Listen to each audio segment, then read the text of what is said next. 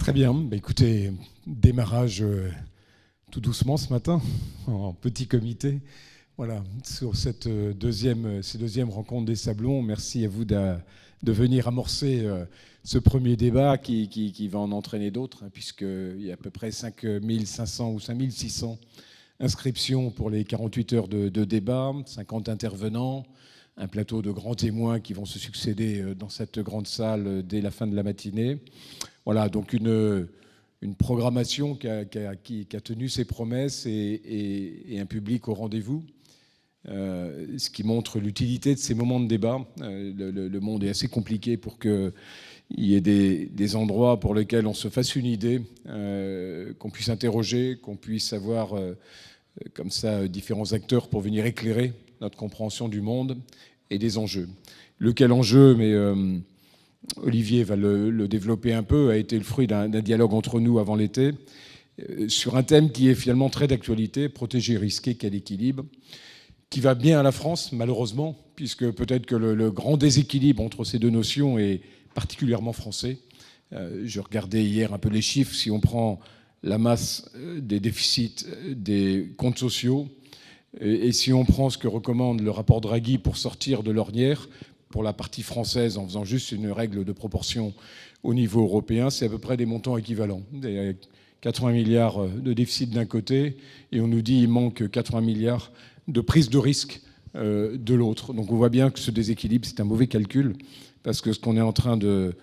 Tous les renoncements d'aujourd'hui, c'est le déficit supplémentaire de demain, et puis c'est un retard pris sur l'ensemble des grands enjeux. Donc je pense que voilà, cette approche protégée, risquée, quel équilibre, elle est vraiment une thématique de société. Tout simplement parce que ce qui fait une thématique de société, ce n'est pas une thématique qui est simplement d'essor gouvernemental ou d'entreprise, c'est une problématique qui se pose à tout le monde. C'est notre propre vie, ce qu'on a envie d'être protégé, ou est-ce qu'on est capable de prendre un peu de risque dans nos carrières, dans nos vies familiales et professionnelles. C'est le sujet de nos collectivités, c'est le sujet de n'importe quelle entreprise, c'est le sujet d'un État, c'est le sujet de l'Europe. Donc c'est une problématique transversale, multi-acteurs, et je pense qu'au travers de toute une série de débats qu'on a voulu assez éclectiques, très ouverts, sur plein d'approches différentes, on va avoir véritablement une vision, un regard, une analyse critique de ces deux concepts qu'on doit réapprendre à articuler pour retrouver des équilibres qui nous assurent une forme d'avenir et une forme de sérénité. Olivier. Bonjour à toutes et à tous. Bravo d'être là, parce que c'est vrai que c'est tôt, à partir de 8h30, 9h moins le quart à Paris, et c'est là qu'on reconnaît les braves. C'est déjà la deuxième édition des Rencontres des Sablons. C'est déjà une tradition avec la mairie de Neuilly, avec Jean-Christophe Fromentin. L'Institut Sapiens est heureux de s'être associé pour créer cet événement qui manquait, un événement important, je trouve, dans le paysage, parce que nous avons besoin plus que jamais de débats ouverts qui font parler toutes les sensibilités, de débats posés, raisonnés, qui permettent d'échanger avec des publics très divers. Ce sont 2 jours, donc c'était 1 journée et demie l'année dernière, maintenant ce sont 2 jours de foisonnement d'idées, d'échanges, et on a eu à cœur, avec Jean-Christophe Fromentin cette année, d'élargir les pauses, pas seulement pour que vous vous reposiez, mais parce que c'est fondamental que nous ayons le temps d'échanger, et que nous sommes là pour écouter, pour poser des questions, mais aussi pour avoir le temps d'échanger. On a vraiment voulu que ça soit 2 jours particuliers réservés à ces échanges et à cet enrichissement. Je crois que vous pouvez regarder en ayant le programme que vous avez pu le prendre en bas, en haut, sinon il faut que vous y alliez évidemment. La richesse de ce qu'on vous propose, l'intérêt des experts et des grandes personnalités qui vont venir. C'est toujours une réflexion de très longue haleine. En fait, on met 1 an avec Jean-Christophe à élaborer jusqu'au dernier moment, mais on est vraiment très content cette année de vous proposer vraiment un programme, je crois, de grande qualité, et sur un thème, alors chaque année ils sont bien choisis, mais enfin celui-là il est vraiment très très bien choisi. Je crois que vraiment, protéger, risquer, on est au cœur de la dialectique des problèmes, des enjeux, des défis que nous avons aujourd'hui en France. C'est l'honneur d'une société de protéger les plus faibles, d'aider ceux qui ont moins de chance, qui ont moins de dotation. C'est l'honneur, c'est la nécessité et c'est l'objectif même de cette civilisation à laquelle nous tenons. Et en même temps, la question du risque interroge la survie à long terme de nos sociétés face à des propositions alternatives, face à la force brute qui se manifeste ici et là. Nous sommes obligés de prendre des risques, nous sommes obligés d'investir, nous sommes obligés de tenter des choses. Et quand on tente, on se trompe, parfois on échoue. On a un rapport peut-être à l'échec qui est plus difficile chez nous qu'ailleurs. Je crois que la France, plus que jamais, doit essayer de repenser le rôle entre l'alternance, la dialectique entre liberté et sécurité, entre innovation, protection, entre normes et responsabilité. Et c'est vraiment des sujets, ce sujet protéger, risquer, quels équilibres, qui nous permet vraiment de traiter tous les grands sujets que nous devons affronter. Alors, on a un souci ici, c'est évidemment de ne pas faire de politique, mais en réalité, on fait forcément indirectement la politique au sens où on parle des grands sujets qui vont devoir être traités par les décideurs. Et c'est la vocation d'un think tank, c'est la vocation des think tanks qui vont parler, c'est d'innerver, d'enrichir le débat public afin que chacun se saisisse des grands défis, qu'il se forme son opinion, qu'il contribue à l'exprimer et à apporter ses lumières au débat, afin que petit à petit émergent des décideurs qui vont essayer, dans un monde plein de contraintes dont on connaît la grande difficulté, la critique est facile, l'art est difficile, ces gens qui vont être élus, faire l'effort d'aller se présenter et d'aller prendre les manettes, qui qu'ils soient, c'est toujours très difficile, eh bien, ils ont besoin d'éclairage aujourd'hui. Et je crois modestement qu'un lieu comme celui-ci y contribue. Évidemment, vous êtes là physiquement, tout va être filmé comme l'année dernière et tout va être disponible. Peut-être qu'il nous reste à remercier nos sponsors, Circle, Square Management et le Crédit Agricole, remercier nos partenaires médias, La Tribune et Capital. La Tribune Dimanche. La Tribune Dimanche. Dimanche et Capital. On est vraiment ravis de les avoir et certains de leurs représentants viendront animer des échanges. Restez le plus longtemps possible. Évidemment, allez au débat qui vous intéresse le plus. Cette année, Autre Innovation, nous faisons des débats parallèles, c'est-à-dire que ça nous permet en 2 jours de faire plus de choses, d'avoir encore plus de contenu. Donc choisissez celui qui vous intéresse le plus. Il y a évidemment cette grande salle où dès 9h il va y avoir un premier débat, mais il y a aussi un super débat dans l'auditorium que vous connaissez juste en haut. Voilà, en fonction de ce qui vous attire, n'hésitez pas. On est là pour se rencontrer, pour échanger, pour s'enrichir de nos réflexions mutuellement. Et je suis vraiment ravi, on est vraiment ravis de vous accueillir tous, encore une fois, pour ce deuxième opus des Rencontres des Sablons. Voilà, merci. On laisse la place au premier débat qui va se passer dans cette salle. Merci, cher Olivier. Merci cher Jean-Christophe. Allez-y.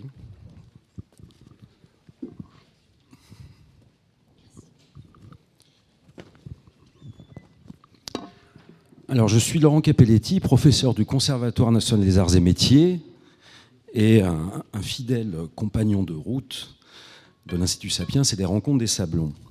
Alors, j'ai le plaisir pour cette première conférence autour du modèle social français d'accueillir 2 des éminents experts du sujet.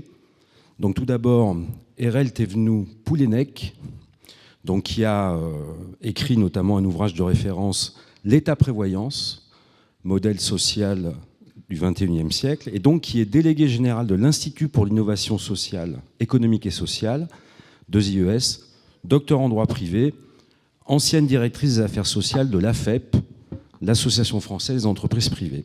Et puis également Philippe Coursier, maître de conférence à l'Université Paris-Cité, docteur en droit privé et sciences criminelles, et qui a notamment, entre autres développement d'enseignement, de publication, créé le master en droit de la protection sociale. Alors, la conférence, on va l'organiser de la façon suivante. On va la diviser en 3 temps.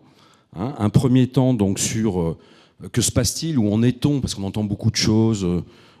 Il n'y a plus d'argent, on est en déficit, les Français ne sont pas contents, etc. Donc, un premier temps, on va dire, de constat, où en est-on. Un deuxième temps, donc, de comment on en est arrivé là.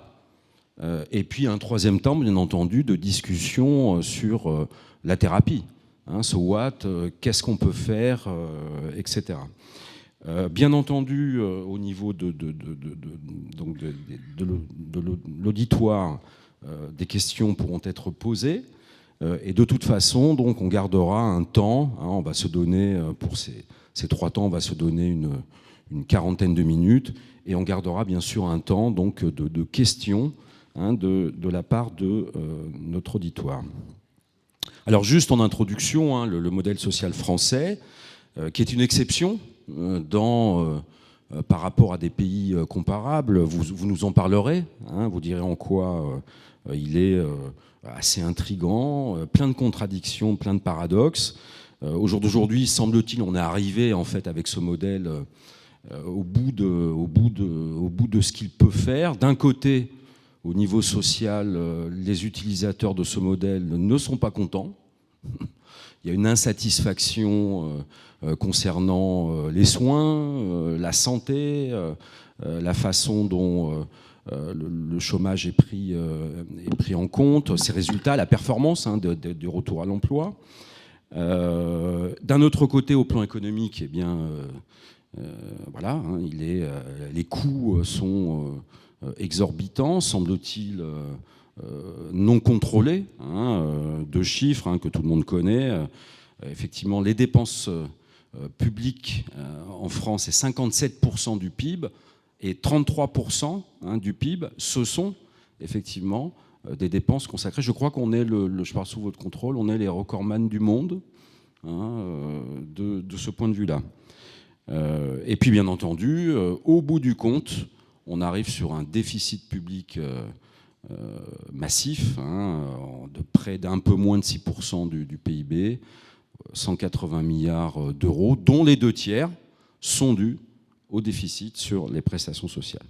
Alors, sans plus tarder, donc, le premier temps de ce débat, le constat, où en est-on, quelles sont les zones vraiment critiques. Qu'en pensez-vous, cher RL et cher Philippe?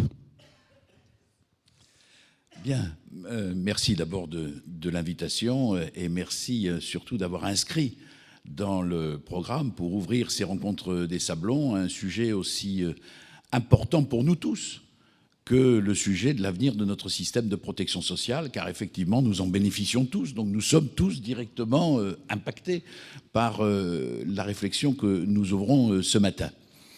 Le constat, vous l'avez décrit. Effectivement, d'un côté, des assurés sociaux qui ne sont pas réellement satisfaits du système actuel.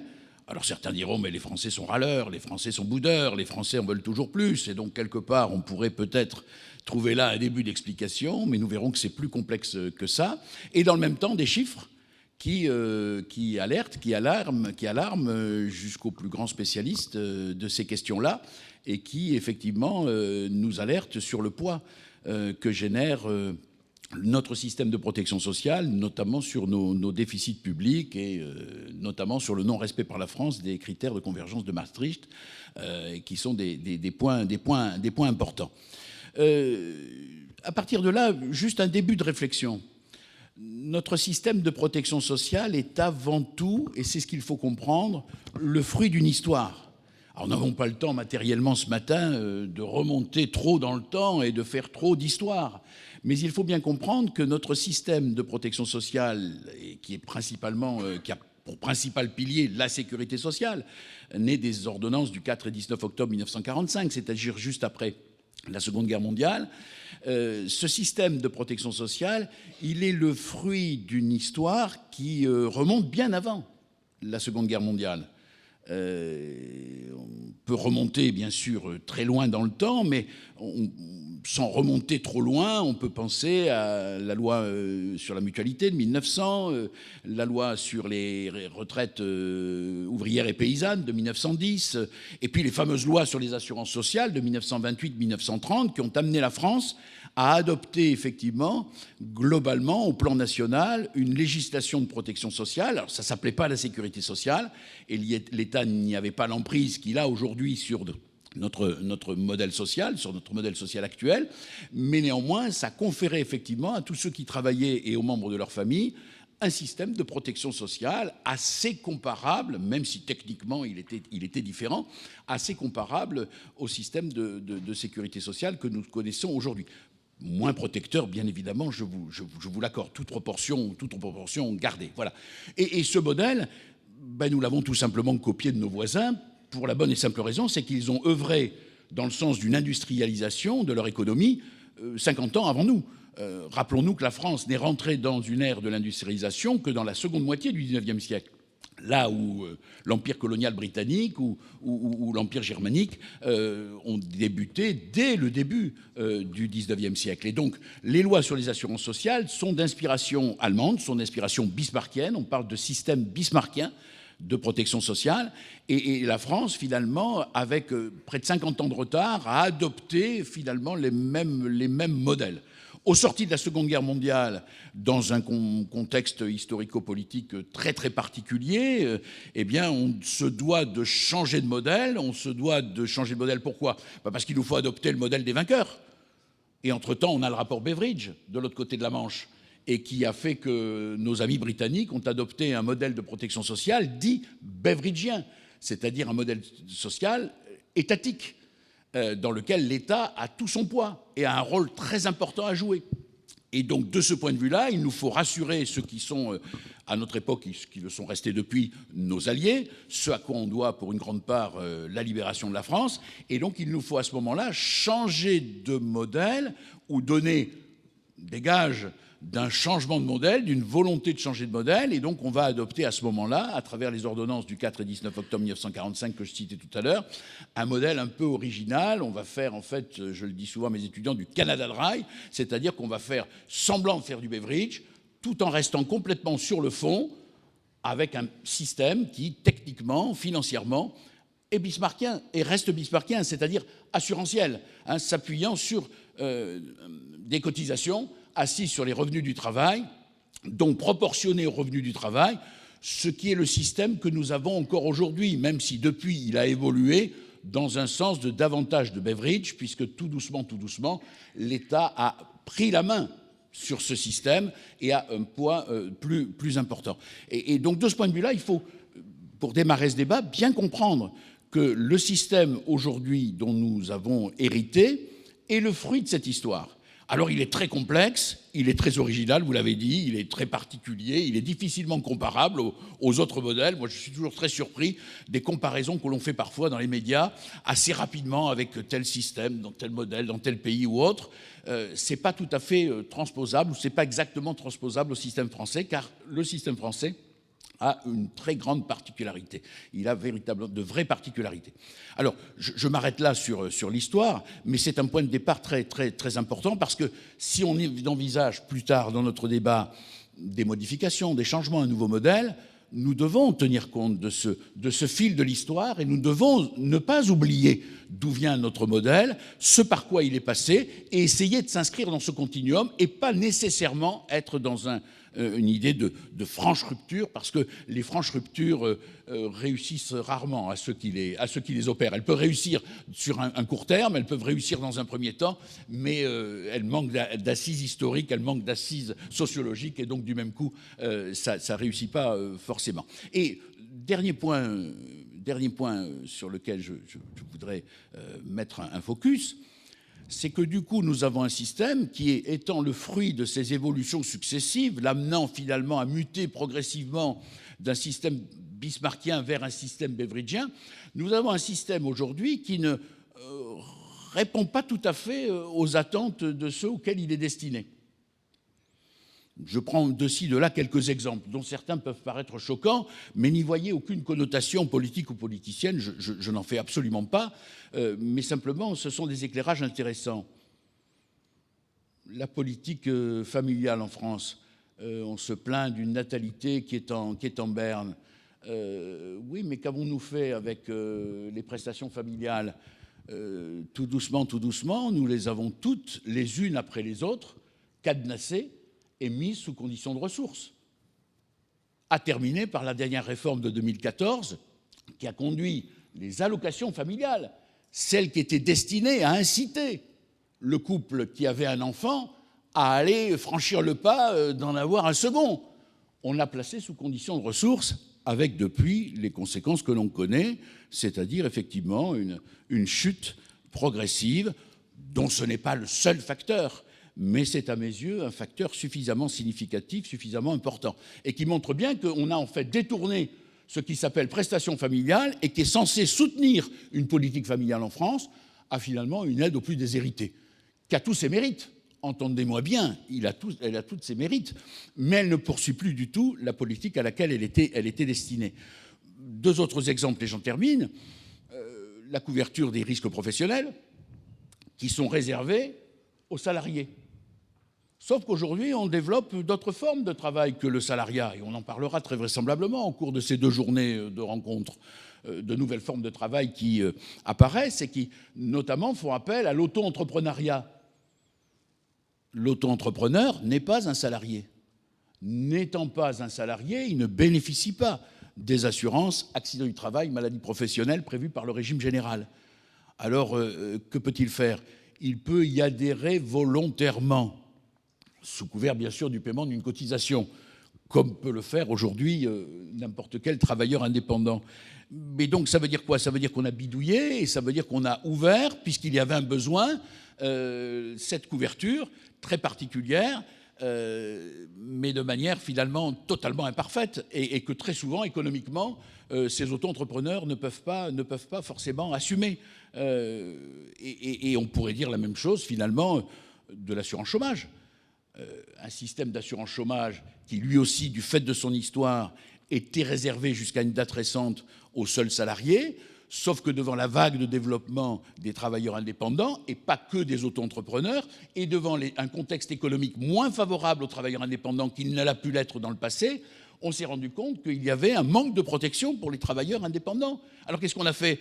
On est venu reparamétrer le régime d'assurance chômage et permettre une ouverture de ce régime d'assurance chômage aux travailleurs indépendants, mais de manière totalement imparfaite, parce que pour ceux qui techniquement se penchent sur les modalités de prise en charge d'un travailleur indépendant qui viendrait à devoir bénéficier de l'assurance chômage, bien évidemment, le niveau de couverture n'est pas à niveau. Il n'est pas au niveau de ceux dont bénéficient par ailleurs les salariés. Et pour cause, les salariés ont leur employeur qui cotise à l'assurance chômage, alors que le travailleur indépendant est amené lui-même à cotiser. Voilà, j'ai pioché de ci, de là quelques exemples pour montrer effectivement le constat qui est le nôtre aujourd'hui et que l'on peut faire aujourd'hui.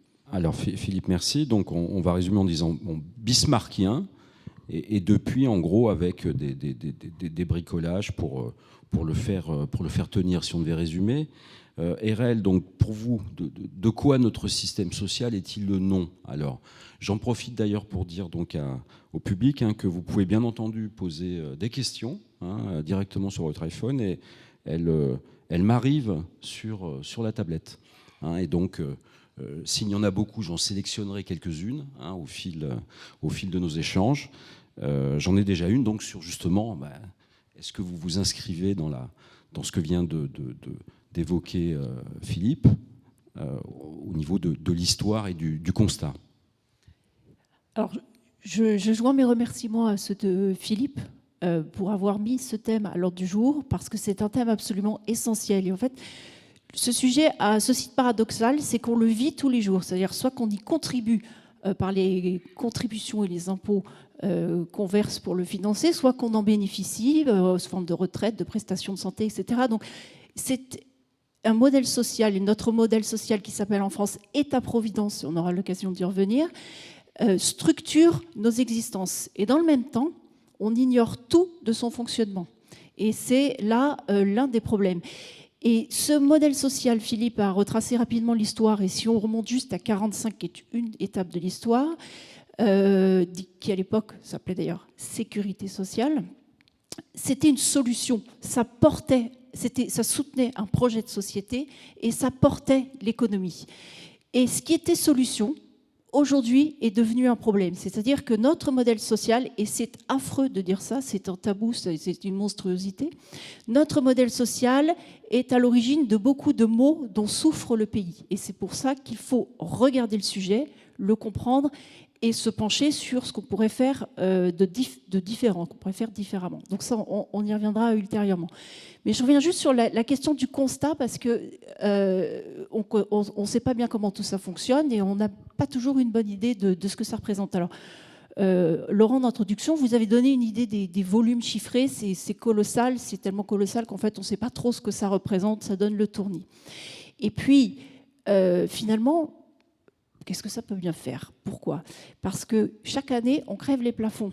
Et on nous dit le système va mourir, le système va s'écraser, etc. Puis il tient, il est toujours là. Et le premier à avoir tiré la sonnette d'alarme, c'était Pierre Rosanvallon en 1981. Et à l'époque, il diagnostiquait, donc le système de sécurité sociale commençait à vaciller sous le coup des chocs pétroliers. L'économie commençait à se modifier de façon structurelle, le système commençait à se fissurer. Pierre Rosanvallon tire la sonnette d'alarme et diagnostique une triple crise, une crise financière, une crise d'efficacité et une crise de légitimité. Et depuis 1981, cette crise perdure et s'aggrave. Et on finit par être un peu endormi par l'argument financier. Alors quoi qu'aujourd'hui, peut-être que les choses bougent, on pourra en reparler.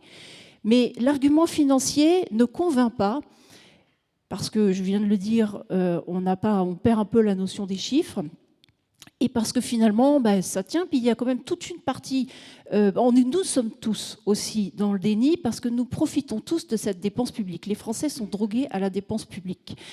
Et donc, on peut avoir soit de l'ignorance, soit du déni, soit de l'opportunisme. Tant que ça tient, j'en profite, il sera bien temps de voir après.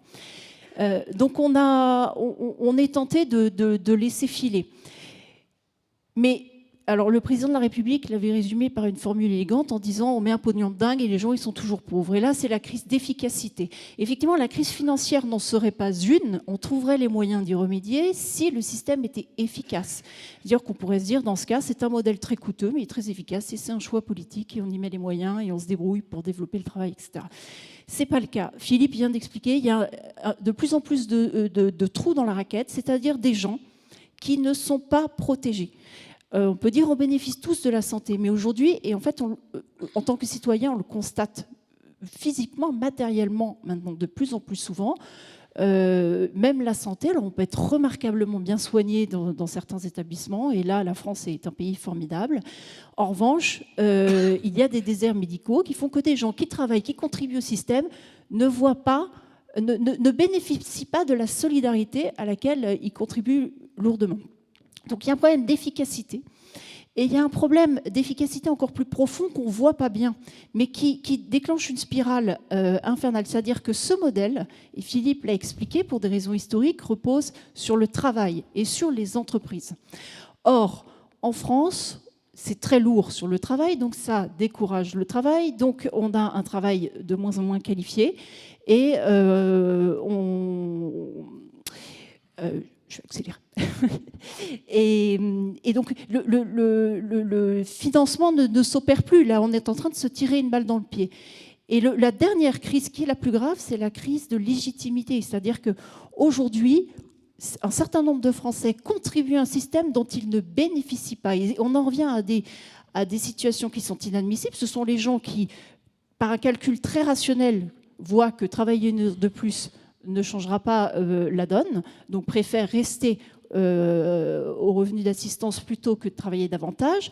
Et puis on a la situation de ceux qui travaillent et qui voient que pas loin, on peut gagner à peu près et vivre à peu près de la même façon en ne vivant que de revenus d'assistance. Donc tout ça fait qu'on est en train de perdre confiance dans ce modèle, et c'est pour ça qu'on peut dire que c'est un système qui est financièrement insoutenable, mais socialement insoutenable.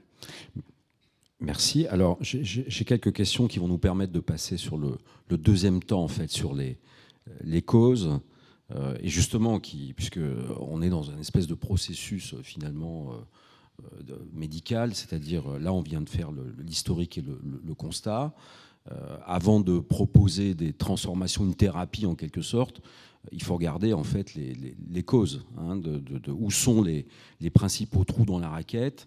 Et les questions qu'on a déjà au niveau de l'audience et que j'avais également, c'est mais au niveau de ces causes, est-ce que ça ne montre pas que, d'une façon globale, notre modèle en fait est insoutenable quoi qu'on fasse. Donc ça pose la question de changer de modèle. C'est-à-dire, en gros, pour faire simple, ce beau système de solidarité socialisé, assis sur le travail, en réalité, compte tenu notamment de notre démographie, fait que ce n'est plus possible. Il va falloir changer de modèle sur un système plus individualisé, capitalisé, etc.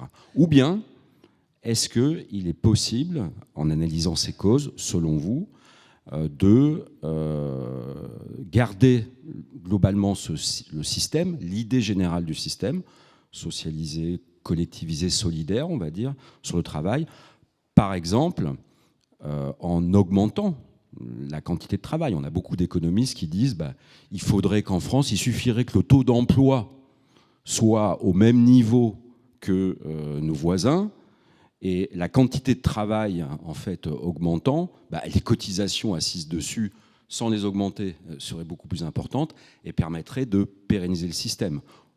En faisant comme ça, et également bien sûr en allongeant l'âge de départ en retraite. Philippe, puis RL, sur ces causes, ces trous dans la raquette, finalement, est-ce que la cause racine, c'est un problème de, employons le mot, hein, c'est pas une grossièreté, est-ce que c'est un problème de modèle politique?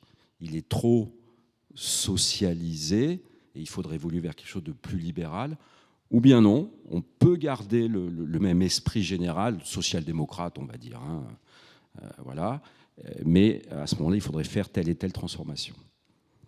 Philippe. Ça renvoie à une question qui vient souvent, c'est la personne qui vous interpelle et qui vous dit « mais je ne comprends pas ». Notre modèle de protection sociale, notre sécurité sociale, notre assurance chômage, nos aides sociales, nous n'arrêtons pas de les réformer. Nous passons de réforme en réforme. Nous n'avons pas plutôt fini une réforme que nous en entamons une autre, sur une autre thématique, mais qui est bien dans la sphère de la protection sociale. Et malgré ce, notre modèle social continue d'afficher un déficit récurrent, un déficit annuel de l'ordre, quand tout va bien, une dizaine de milliards d'euros par an, au-delà... lorsque les années sont un peu exceptionnelles et doivent absorber des choses qu'elles ne devraient pas normalement absorber, on est à 20 ou 30 milliards d'euros par an, et pourtant on réforme. Et c'est tout le paradoxe. Et là, je suis assez d'accord avec le constat d'Erel, continuons encore comme ça un moment, à mon avis pas longtemps, et nous allons tout droit vers un divorce entre les Français et leur sécurité sociale. Les Français sont attachés à la sécurité sociale. Et donc il ne s'agit pas, à mon sens, de vouloir déconstruire, détruire, supprimer la sécurité sociale pour lui substituer un autre modèle. Mais continuons effectivement sur la pente que nous avons prise, et un jour ou l'autre, nous aurons de la part de notre population, effectivement, de nous tous, la volonté de vouloir en finir, de vouloir passer à totalement autre chose. Et le premier qui passera avec une idée qui semble être absolument géniale, une idée d'assurance, une idée de capitalisation, une idée de travail sans charge. Il y a une idée en vogue qui circule actuellement sur les réseaux, c'est comparer votre salaire brut à votre salaire net. Vous voyez tout ce que vous prend le modèle social ? On doit pouvoir faire quelque chose, non ? Et tout le monde se met à rêver d'avoir à la fin du mois sur son compte en banque son salaire brut plutôt que son salaire net. On va tout droit vers effectivement le divorce des Français avec leur sécurité sociale. Et ça, bien évidemment, il ne faut pas le souhaiter. Alors, c'est quoi un modèle de protection sociale ? Un modèle de protection sociale, que ce soit la sécurité sociale, l'assurance chômage, l'aide sociale départementale, c'est finalement à l'image d'une baignoire dont on ouvrirait le robinet et dont on ne mettrait pas la bonde. Pourquoi ? Parce que c'est un système redistributif. C'est un système de redistribution. Je suis toujours très gêné quand on parle de dépenses. En parlant du système de protection sociale. Ce sont des dépenses. Oui, bien sûr, ce sont des dépenses, parce que ce sont des charges publiques. Donc, bien évidemment, de ce point de vue-là, je comprends bien qu'on les analyse comme dépenses.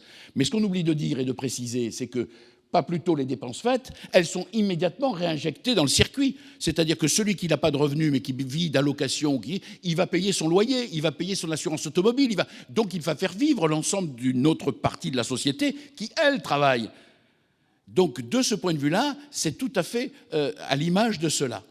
Et à partir de là, ce qu'il faut veiller, c'est que le robinet fait couler toujours plus d'eau que ce que la bombe permet d'en voir échapper. Donc à partir de là, c'est là qu'intervient le politique. Il dit on va réformer, on va faire des réformes paramétriques. Et on va de temps en temps ouvrir un peu plus le robinet et on se met en quête de charges, de taxes ou de cotisations supplémentaires, bien qu'aujourd'hui ce soit très difficile.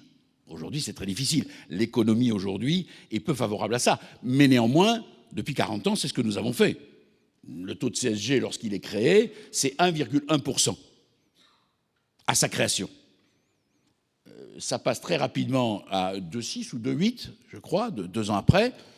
Et aujourd'hui, on est à plus de 9%. Alors, attention, c'est pas tout à fait cela, parce que, entre-temps, ce taux de CSG a absorbé des taux de cotisation salariales. Donc, du même coup, ce qu'on prend sous forme de CSG aujourd'hui, on le prenait hier pour partie sous forme de cotisation salariale. Donc n'allons pas trop vite en analyse, n'allons pas trop vite en besogne. Mais on voit effectivement qu'aujourd'hui, dans les réflexions, les projets de loi de financement de la sécurité sociale, les projets de loi de finances, on essaie de voir comment on pourrait essayer de glaner un peu plus de ressources, un peu plus de revenus pour alimenter le système. Sauf que comme l'économie ne le permet pas forcément, il y a un autre paramètre. C'est de peut-être remettre une semi-bonde ou de réduire peut-être le débit de l'eau qui s'écoule à la bonde. Et donc, du coup, de réduire la portée du modèle social. Et c'est ce que les lois de financement de la sécurité sociale font chaque année. Chaque année, un modeste coup de rabot est porté sur telle ou telle prestation d'assurance maladie qui sera remboursée à un taux plus faible que ce qu'il était par le passé, un calcul d'indemnité journalière payé par les caisses primaires d'assurance maladie dont techniquement on va prendre un référentiel relatif au SMIC qui va être légèrement inférieur et qui va faire que le taux d'indemnité journalière va être légèrement plus faible, de quelques centimes d'euros, mais ramené à des milliers et des milliers d'IJ, des centaines de milliers d'IJ versés chaque année par l'assurance maladie, va permettre effectivement de faire quelques économies de 40 millions, 50 millions, 60 millions, et d'essayer ainsi de faire que le système tienne debout. Bon. On pourrait, Erel l'a dit, on pourrait durer comme ça encore 10 ans, 15 ans. Peut-être aurons-nous à ce moment-là un soubresaut de la société civile qui nous dira, ou du monde du travail, des chefs d'entreprise qui nous diront « Stop, stop, arrêtez des jeux, attendez, vous pouvez mieux faire, vous pouvez sérieusement mieux faire. Là, on peut peut-être faire autre chose. » Mais aujourd'hui, on en est là. Et il y a un exemple typique que je voudrais prendre, et je termine, c'est les réformes des retraites. Alors ça, c'est quelque chose que les gens ne comprennent pas. On réforme les retraites. On réforme les retraites depuis la réforme Balladur de 1989. Puis la réforme Fillon de 2003. Puis la réforme de 2007. Puis la réforme de 2010, puis la réforme de 2014. Et puis après, tous les ans, la loi de financement de la sécurité sociale emporte un petit bout. La dernière réforme en date, celle du 14 avril 2023, qui a fait descendre une bonne partie de la population dans les rues et qui a encore du mal à passer. La dragée a du mal à passer. Bon, elle est passée, mais elle a du mal à passer. Bon, les gens ne comprennent pas. On réforme continuellement notre système de retraite, et ce système de retraite, on nous dit qu'il nous amène dans le mur et qu'il amène à des déficits qui sont des déficits incontrôlés. Non, c'est faux de dire qu'ils sont incontrôlés. Précisément, ils sont sous contrôle. Ils sont sous contrôle de la loi, chaque année, de la loi de financement de la sécurité sociale. C'est la loi de financement de la sécurité sociale qui, chaque année, sous couvert, bien sûr à l'initiative du gouvernement, mais sous couvert du rôle du Parlement, permet à l'État, exécutif et législatif, de placer les financements de la sécurité sociale et les prestations, donc nos régimes de retraite, sous contrôle. Donc le système n'est pas du tout incontrôlé. Au contraire, il est contrôlé. Et ça, on le doit au plan Juppé de 1996. Mais en revanche, ce que les gens ne peuvent pas comprendre, c'est que ce système, il doit systématiquement être réformé. C'est assez simple à comprendre. C'est assez simple à comprendre. Je termine. C'est que notre système de retraite est un système de retraite à prestations définies. C'est-à-dire que ce n'est pas un problème capitalisation-répartition. Non.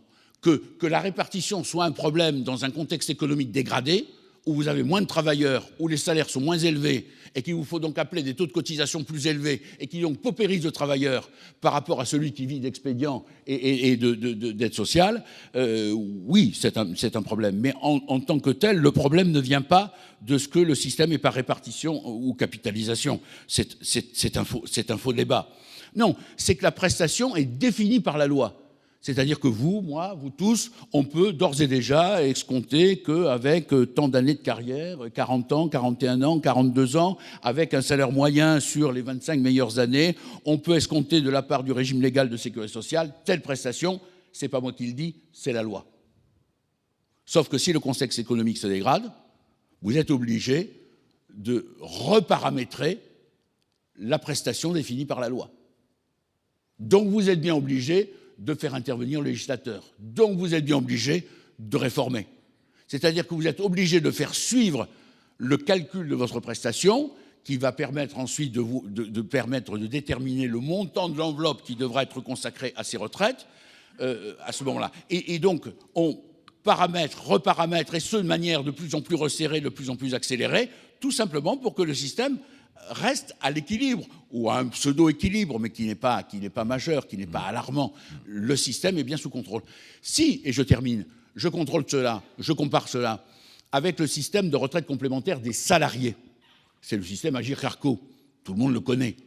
C'est un système qui est un système de retraite à points. Attention, beaucoup font l'erreur, retraite à points, donc capitalisation. Pas du tout. Le système Agirc-Arrco est un système par répartition. Les cotisations payées par les actifs paient en temps réel les pensions de retraite complémentaires Agirc-Arrco de ceux qui sont à la retraite. Et tous ceux qui sont titulaires d'une retraite Agirc-Arrco en sont satisfaits parce que le niveau de ces retraites est un niveau extrêmement important. Et d'ailleurs, c'est grâce à la généralisation en 1972 de ce système de retraite Agirc-Arrco qu'aujourd'hui, les salariés du privé retraités ont un niveau moyen de vie qu'on dit être égal à 104% du niveau moyen de vie des actifs. Autrement dit, on aurait des retraités qui vivraient, c'est une moyenne, bien évidemment, il y a les petits retraités, des retraités malheureux, mais la moyenne des retraités font qu'ils vivent avec un niveau de vie au-dessus. Le système n'est pas capitalisation, il n'est pas répartition, sauf que le système est un système à cotisation définie. La prestation, elle n'est pas définie. C'est quoi le calcul de la prestation Agirc-Arrco ? C'est le nombre de points qu'on a cumulés pendant toute sa carrière, qui, au moment où on prendra sa retraite, sera multiplié par la valeur du point au jour où on prendra sa retraite. Donc, autrement dit, il n'y a rien de prédéfini.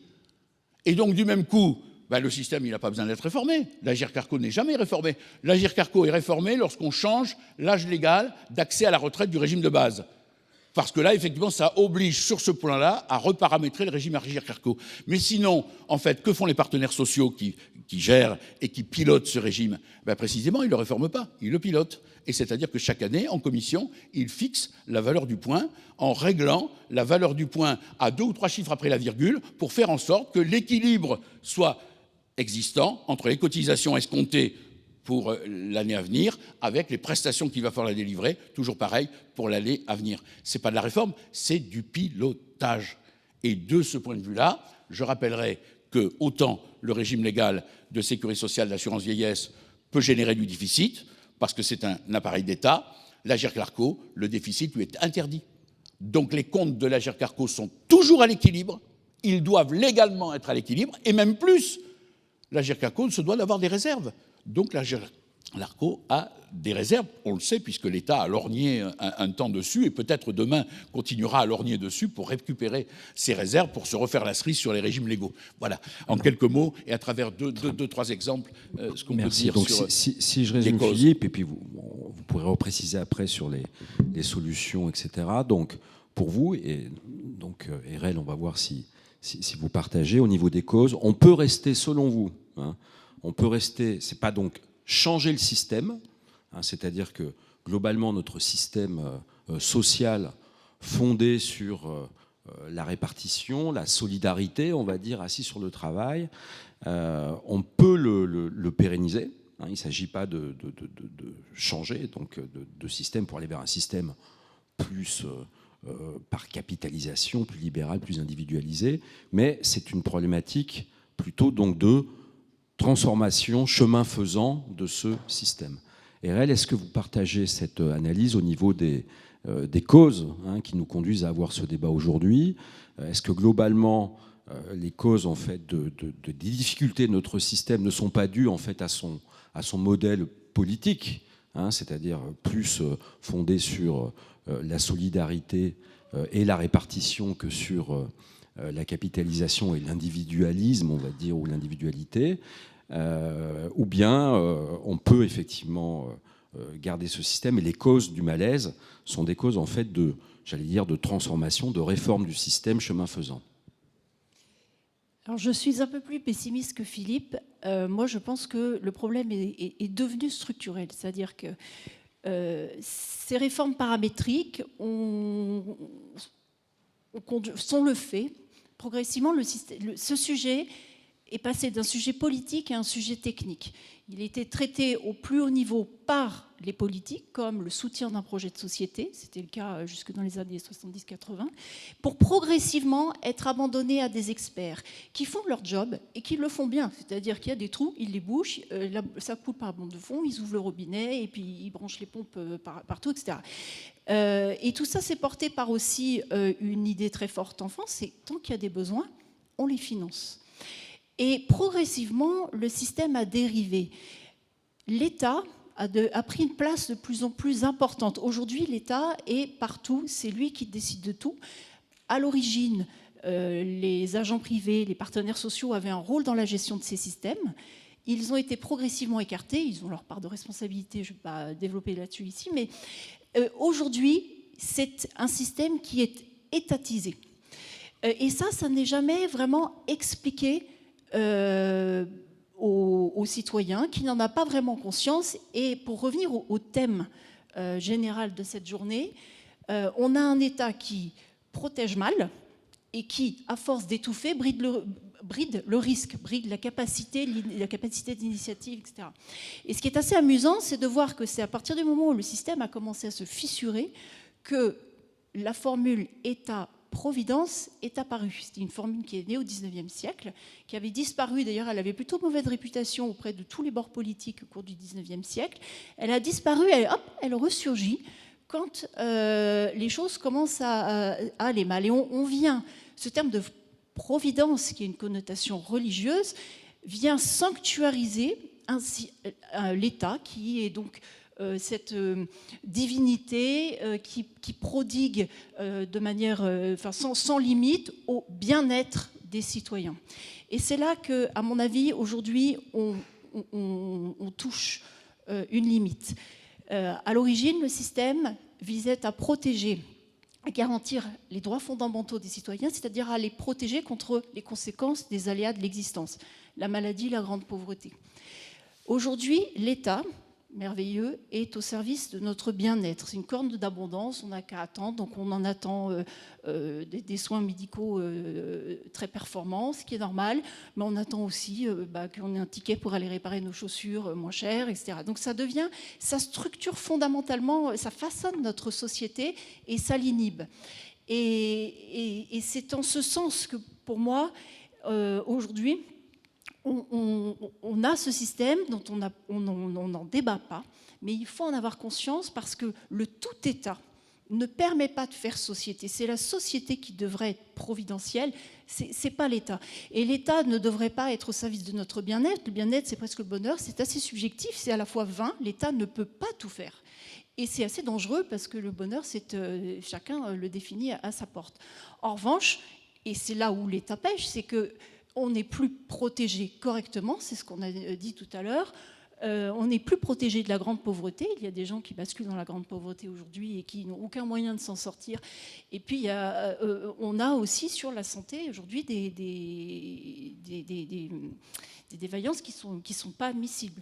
Donc cette succession de réformes paramétriques conduit à ça, à cette dérive, on entretient cette dérive, on court après les problèmes, quand parallèlement la société, le monde dans lequel on vit a considérablement changé et qu'on est face aujourd'hui à des enjeux absolument gigantesques contre lesquels nous tout seuls on ne pourra rien faire. Donc là on va avoir besoin d'un État puissant et d'une solidarité qui soit réelle.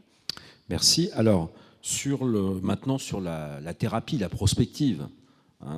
So what, que peut-on faire, etc. En rappelant que dans la prospective, il y aura aussi nécessairement la question de comment on embarque, entre guillemets, le concitoyen dans la réforme que l'on souhaite faire. D'un côté, on a la technique, le scientifique, j'allais dire, qui arrive à des connaissances, il faudrait faire ceci, cela.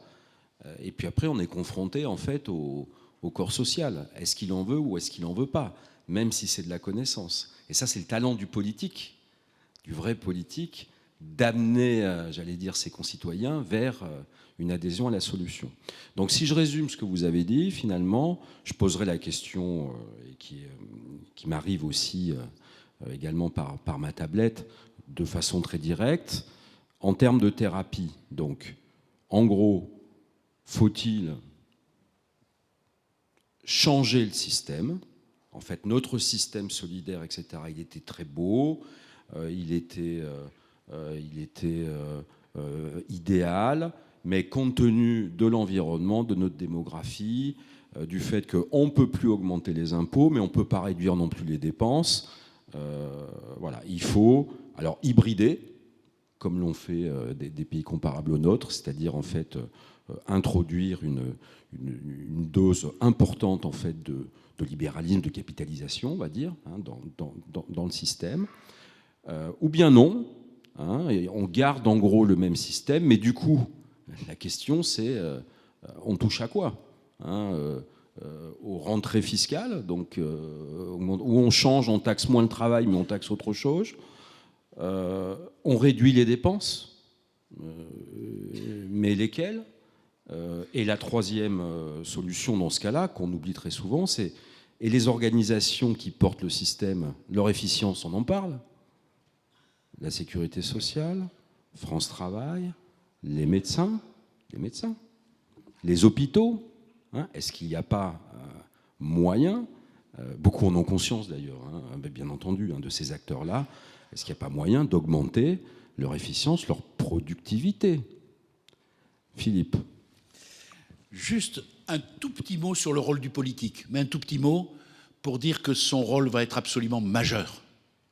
Nous ne pouvons pas continuer à traiter cette question-là, à prétendre traiter cette question-là en agitant en permanence le chiffon noir, en criant au loup et en présentant le système comme allant dans le mur, comme générant des déficits que l'on dit souvent incontrôlés, alors que précisément ils sont sous contrôle et les réformes sont là pour en attester. Et donc de ce point de vue-là, les hommes et les femmes politiques qui effectivement demain nous feront des propositions devront le faire avec un vrai projet, un vrai enthousiasme, une vraie volonté de changement et pas par la peur, par la terreur de lendemain qui déchantent et qui font que, voilà, écoutez, on ne peut pas faire autrement, mais on est bien obligé de raboter à nouveau les retraites, on est bien obligé d'allonger la durée ou de retarder peut-être l'âge légal de retraite, parce que vous savez, sinon demain, vous tous, vous n'aurez pas de retraite. Alors, ça, c'est terrible. Voilà, je trouve que ça, c'est terrible. Mais, donc Philippe, vous nous embarquez avec quoi ? Non, voilà. Non, voilà. Par contre, alors... Quelle réforme Certainement que 2 IES et RL... ont une proposition à nous faire, et donc là, je ne voudrais pas être trop bavard. Moi, je dirais juste 2 choses. Je sais simplement ce qu'il faut arrêter de faire. 1, arrêter les réformes paramétriques. Moi, je rejoins complètement RL. Il faut effectivement un projet structurel. Le problème d'un projet structurel, c'est qu'il se fait sur un quinquennat. Il ne se fait pas à 2 ans d'élection présidentielle, où ça va être la foire d'empoigne, et où tout ce qui sera avancé sera obligatoirement détruit, démoli, dans des considérations purement politiciennes. Donc je dirais que pour l'instant, il est urgent de ne rien faire. Structurel, ça veut dire quoi pour vous ? Attendez, ça je pense que RL aura mieux à en dire. Définissez-le. Je vais le définir. Mais déjà, cessez avec les réformes paramétriques. Elles sont un mal nécessaire. Je l'ai expliqué tout à l'heure avec l'image de la baignoire. Elles sont un mal nécessaire. Mais dans le même temps, nous ne pouvons pas perdurer comme cela encore des années et des années. Donc le rôle du politique majeur est arrêter les réformes paramétriques pour passer à quelque chose de structurel. Et dans le cadre du structurel, je sais aussi ce qu'il ne faut pas faire, c'est-à-dire du tout État. Et ça, méfions-nous, parce qu'il y a une tendance lourde, certains diraient de l'État profond, à vouloir s'auto-alimenter, s'auto-générer, s'auto-grossir. Bien évidemment, si demain on fusionnait la loi de financement de la sécurité sociale avec la loi de finances publiques, vous vous rendez compte? Mais certains ont cette idée en tête, ce qui ferait que, d'un seul coup, les 640 ou 650 milliards par an viendraient grossir la loi de finances publiques. Vous voyez? Et le tout État, RL vient de le dire. Alors, si c'est pas l'État, c'est qui? C'est précisément ce qui nous amène, ce qui ruine le système. C'est précisément ce qui ne va pas. Donc, du coup, il faut évidemment imaginer une réforme structurelle qui réduit la place et le rôle de l'État autour de la sécurité sociale, où l'État accepte à ce moment-là de rentrer à sa place et de n'assurer effectivement que les missions qui doivent être les missions de l'État, et laisser pour le surplus les organismes de protection sociale, et ils existent d'ores et déjà. En plus, on les a. On n'a pas à les créer, on les a. Je parlais tout à l'heure de la retraite complémentaire à Agirc-Arrco, mais vous me parlez de capitalisation. C'est le mot à la mode. Il faut réintroduire de la capitalisation, il faut plus de capitalisation. Mais la capitalisation, elle existe déjà. En 2019, la loi sur l'épargne salariale a fait qu'aujourd'hui, il y a dans le Code de la sécurité sociale, dans le Code du travail, un chapitre entier sur l'épargne retraite.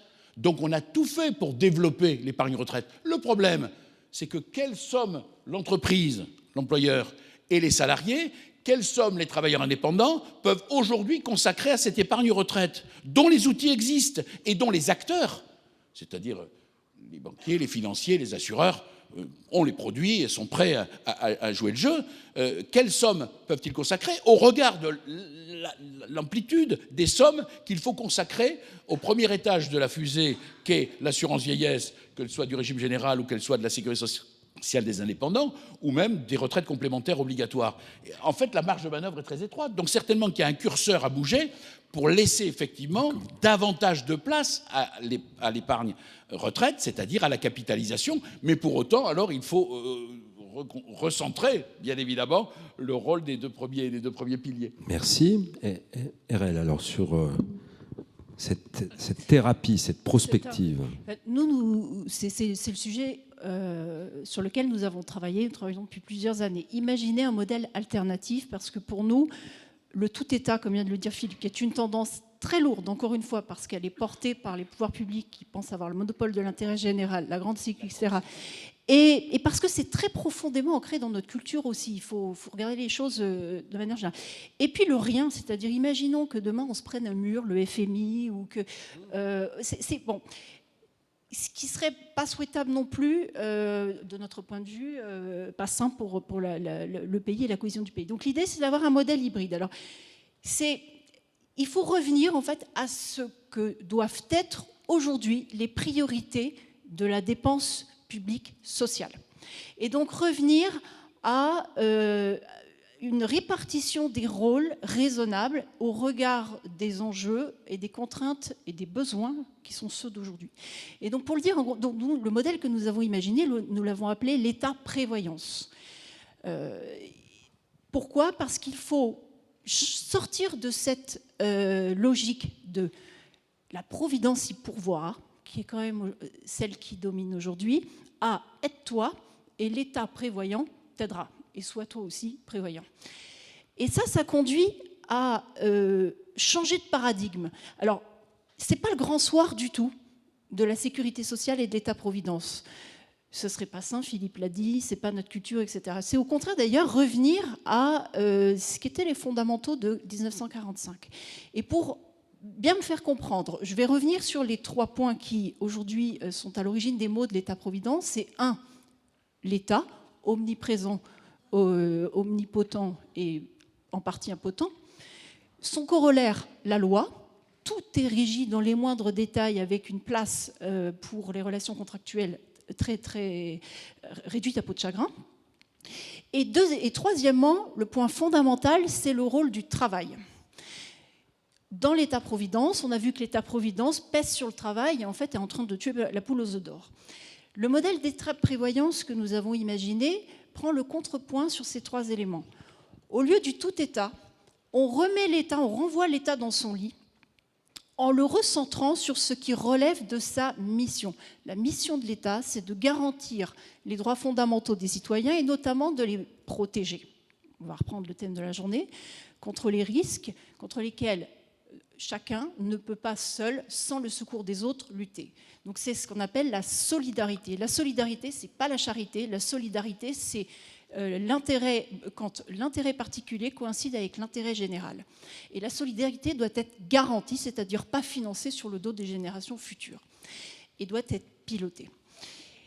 Et puis pour le reste, c'est à chacun de se prendre en charge dans un cadre qui peut être régulé par l'État, qui peut être celui c'est pas forcément le tout privé, ça peut être l'État peut organiser la coopération des acteurs pour prendre en charge et prendre des initiatives.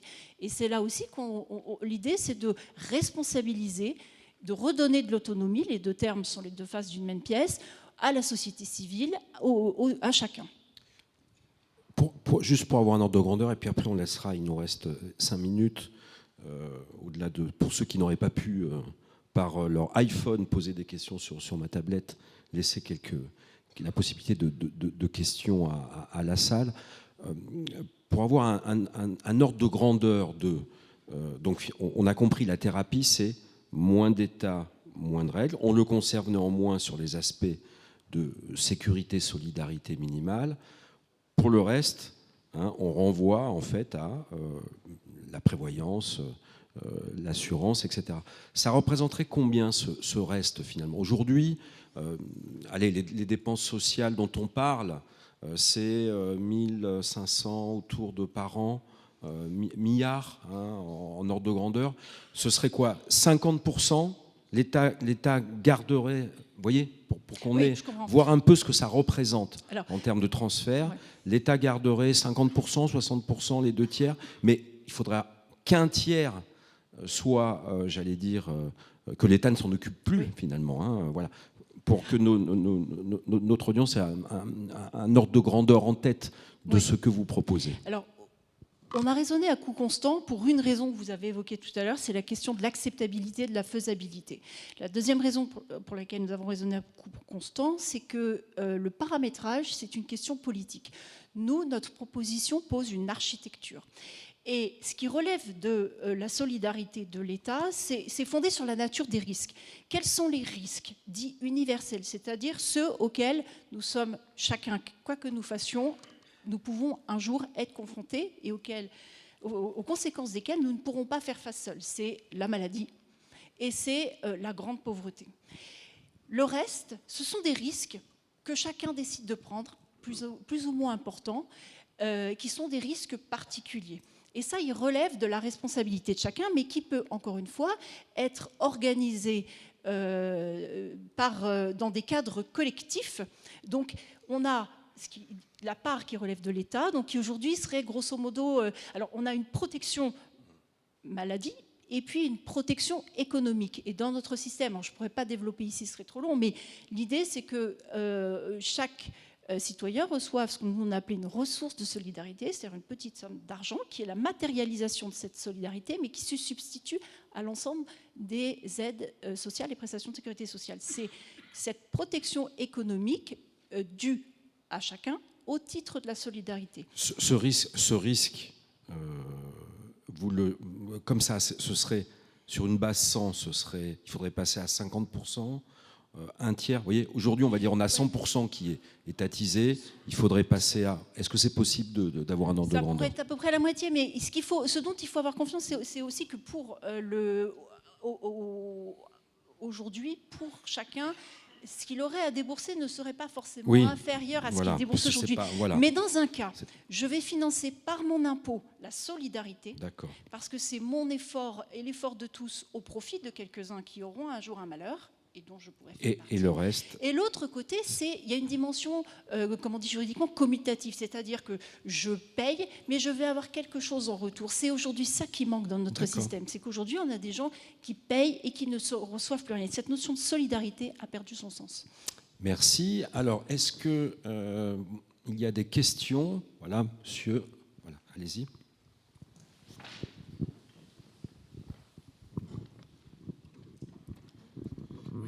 Merci beaucoup. Moi, j'avais une question sur le temps de travail et la durée de travail, parce que vous n'avez pas vraiment répondu à la question qui vous a été posée. Il y a beaucoup de débats actuellement sur l'allongement du temps de travail. Dans beaucoup de pays européens, on est à plus de 67 ans, 68 ans. En Asie, on est quasiment 70 ans. Est-ce que ça... Et je vois les impacts de la durée de l'allongement du travail sur le déficit de la sécurité sociale, c'est colossal. Également la durée de travail par semaine.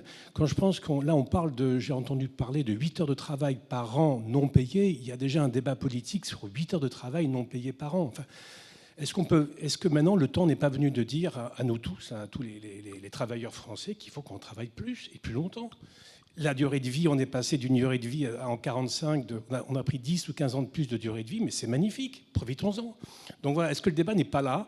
Plutôt que de parler de restructuration, vous l'avez rappelé, chaque année on n'en finit plus, mais il faut dire aux Français qu'il faut qu'on travaille plus et plus longtemps. Voilà, tout simplement. Est-ce que c'est possible de le faire? Merci. Merci pour votre question.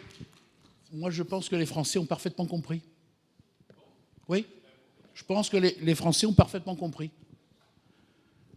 Vous êtes dans une approche qui est l'approche que nous n'avons pas quittée depuis 40 ans, c'est-à-dire une approche de réforme paramétrique. On va offrir 8 heures de travail gratuit. En fait, non, pas gratuit. Les entreprises vont payer. Et ça va aller alimenter le système de protection sociale. Je vous rappelle qu'on l'a déjà fait. Ça s'appelle la journée de solidarité. Et ça vient alimenter le fonds de solidarité vieillesse. Donc, une fois qu'on aura fait ça, on en fera une 3e, puis on en fera une 4e, puis on en fera une 5e. Vous parlez d'allongement de la durée de carrière, parce qu'en fait c'est de ça dont il est question. C'est de ça dont il est question, avec pour prétexte qu'on aurait un allongement de la durée de vie. Ayant un allongement de la durée de vie, il est assez normal que le temps passé à travailler soit un peu plus long que ce qu'il a pu l'être pour nos aînés, qui eux mouraient plus tôt. Si on remonte dans le temps, même à la création en 1945 de l'assurance vieillesse, les gens mouraient très souvent avant même d'avoir pu bénéficier de leur retraite, ou mouraient 2 ou 3 ans après avoir pris leur pension de retraite. Donc effectivement, ça ne coûtait pas cher l'assurance vieillesse à l'époque, voyez. Donc l'époque a bien changé. Bon, mais sauf qu'on l'a déjà fait. On l'a déjà fait.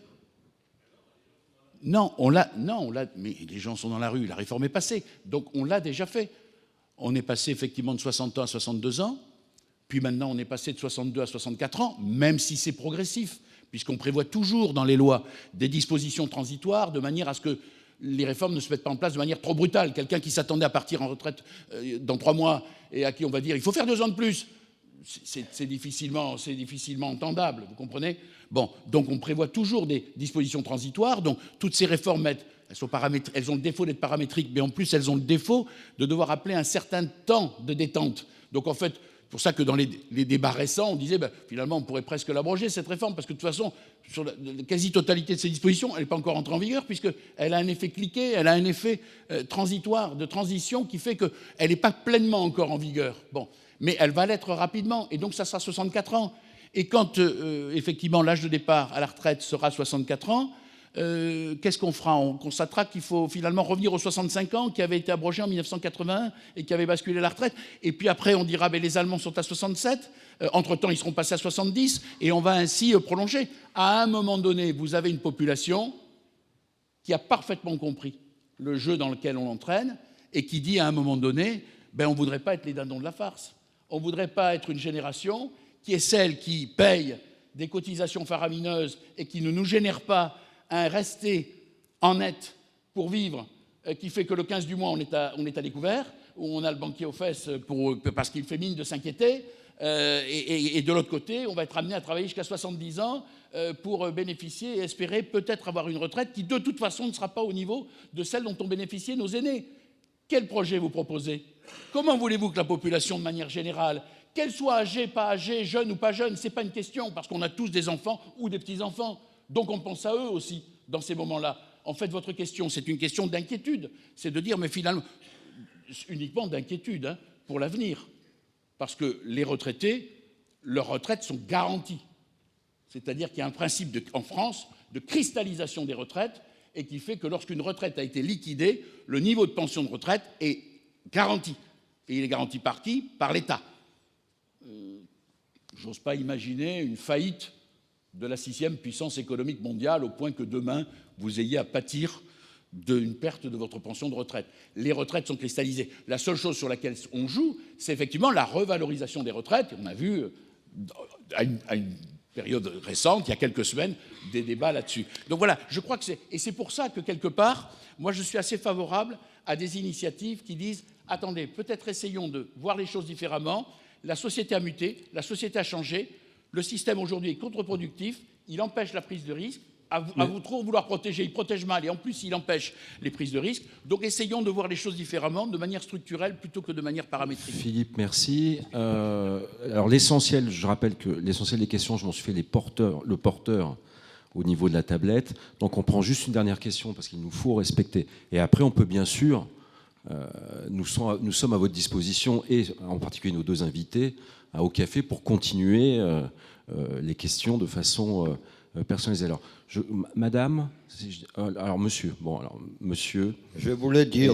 C'est RL qui répondra, hein, puisque oui. Philippe a répondu déjà. Je voudrais mentionner deux sujets totalement différents. D'abord, la mémoire.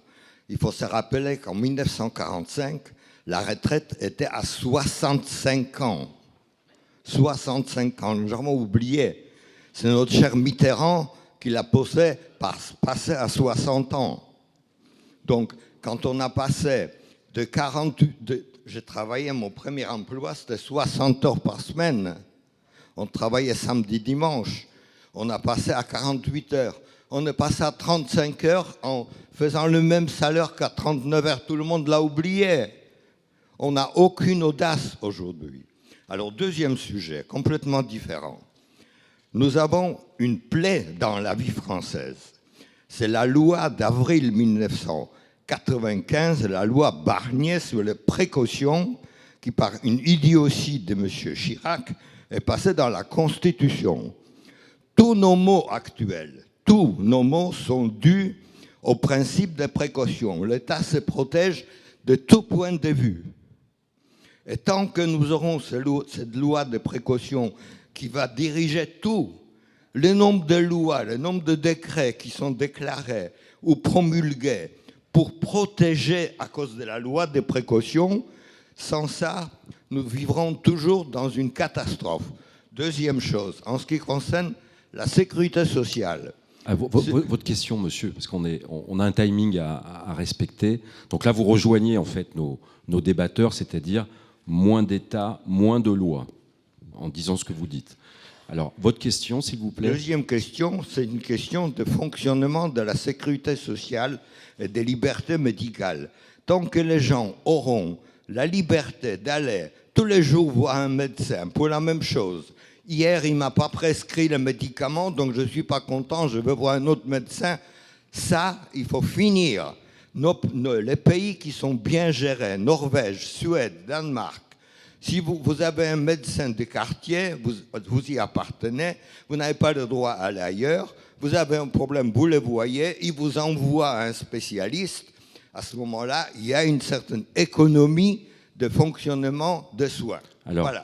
et RL, donc sur cette question qu'on a abordée, donc et est-ce que la solution, c'est pas aussi augmenter les impôts, réduire les dépenses, mais surtout l'efficience du système, des organisations donc, qui portent le système, hôpitaux, médecins, sécurité sociale, France Travail, etc. Et on arrêtera là. Et bien sûr, au café, vous nous rejoignez et nous sommes à votre disposition pour échanger en proximité. En fait, je vais essayer de répondre rapidement. C'est là où il faut vraiment changer de mentalité. Sur le travail, c'est une question que j'adore, on pourrait y passer des heures. Je pointe juste un constat. Moins on travaille, plus on en parle et plus on se prend la tête sur le travail. Et bon, voilà, je pose ça là. Sur le rapport, ce que vous soulignez sur le fait de changer de médecin, demander 50 prescriptions, etc., bon, ce sont des dysfonctionnements du système qui pourraient être réformés, qui devraient l'être, et dans le cadre d'une architecture différente, on pourrait imaginer des pilotages et des contrôles différents. Mais ça révèle surtout notre rapport à la solidarité, c'est-à-dire qu'aujourd'hui, la Providence y pourvoira, donc c'est un dû. Et il faut sortir de cette logique. La solidarité, c'est en fait une forme de don. Ça doit être préservé. Et aujourd'hui, le système est tellement complexe, on y contribue sans rien y comprendre, que finalement, ça génère aussi ce type d'abus. Je paye, donc pourquoi j'y ai pas droit? Ça facilite ces comportements. Et c'est une des raisons de l'inefficacité du système. Il favorise, ou en tout cas, il n'incite pas à des comportements respectueux de lui-même. Eh bien, merci à vous deux pour ces explications. Et puis, merci.